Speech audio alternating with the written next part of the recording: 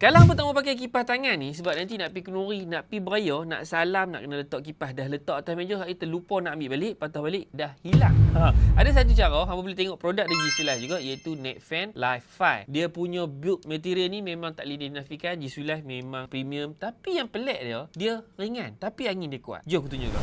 Ni aku tunjukkan bahawa kita pelan maju ke depan. Sebab kalau hampa tengok saiz ni, bandingkan dengan first version yang aku ada, tapi bukan daripada G-Sulife lah. Hampa tengok, beza yang sangat ketara. Kemudian yang second version pun masih besar dan berat. G-Sulife boleh hasilkan satu produk. Dia bukan sekadar neck fan. Benda ni memang dia datang dengan tali yang hampa boleh gantung. Sama saja, ketiga-tiga ni dia boleh jadi neck fan dan juga belt fan. Yang mana hampa boleh selit dekat pinggang hampa dan bagi angin tu masuk melalui baju dan hampa akan sejuk seluruh badan. Ataupun hampa boleh jadikan dia neck fan macam ni. So hampa tak perlu pegang, boleh sembang, angin kena muka tak berpeluh. Tapi ni yang best pasal G-Sulife Neck Fan Live 5 ni. Hampa tengok perbezaan yang sangat ketara dan serius cakap memang Neck Fan Live 5 ni dia lebih ringan tapi angin dia memang laju. Dia sama saja, ada air outlet, ada air inlet, and then dia ada display yang boleh tunjuk speed dia daripada 0 sampai 100 dan berapa bateri yang tinggal dekat kipas ni. Kemudian kalau hampa tengok back clip dia ni tak terlalu besar, tak terlalu kecil dan dia selesa bila hampa letak dekat pinggang hampa. So kalau hampa tak mau pakai kipas tangan sebab nanti nak salam lah, nak kena tinggal kipas lah, lepas tu kemudian hilang, risau macam-macam, G-Sulife Neck Fan Live 5 ni mungkin solution yang lebih praktikal.